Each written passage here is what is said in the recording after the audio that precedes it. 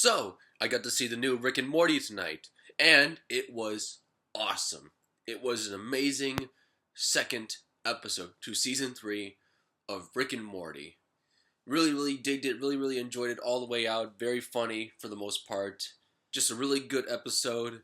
Um, for the most part, I like the rhythm of it. I thought the jokes were pretty good, especially towards the end with Summer arguing with the guy. That was pretty funny, and Rick and Morty are just like sitting there like oh god, okay, what's going, like whatever, like that was pretty funny.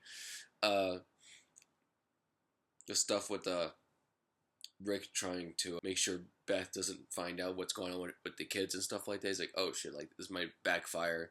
To see what's going on with Jerry, to see that he's still part of the story. I mean, like I knew he's still gonna be part of the story from the trailer, but he's already to see that he's already still a part of the story. This like very fastly in the second episode. And that was not what I was expecting, but to me, it's working out so far so good. The episode itself was basically a ploy on Mad Max Fury Road and on the Mad Max series in general. They made a reference to the Thunderdome. I still have not seen that movie. Actually, I want to see that movie. I've only seen the first and fourth Mad Max movies, but I really want to see that movie though. It looks really good. It looks really promising.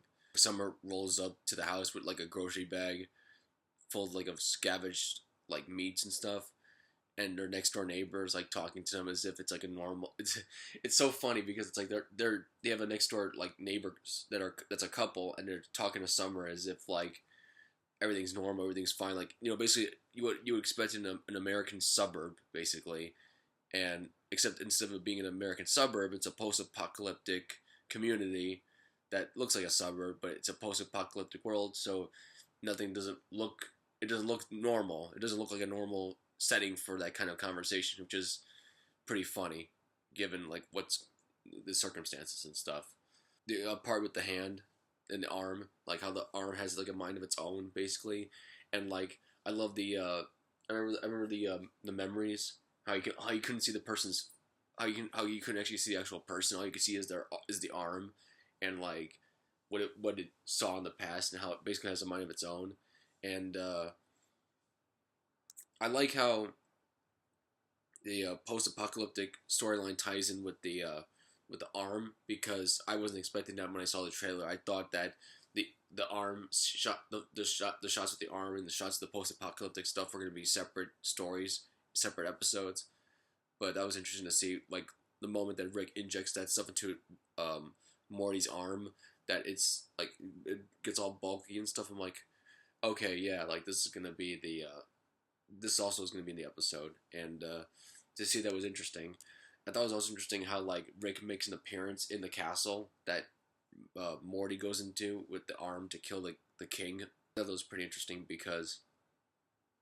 and funny because like how he just came out of nowhere, like uh like like Morty doesn't know he's there, and like all of a sudden, like out of nowhere, while he's choking him, Rick's just like standing in the background, just like mixing something, like probably mixing some like an alcoholic drink, and I like the way that was delivered. That was pretty good. What else can I say? I'm never sure what else I can say right now. I just really like the episode in general. I thought it ended off pretty nicely, especially with Jerry's ending with Summer, where Summer's like makes a comment about hookers, and then Jerry's like, "Oh, so that's who lives around here." I'm like, that's hilarious.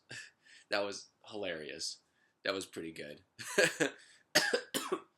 So that wraps up this review video, first impressions review video. Thanks for watching. Bye bye.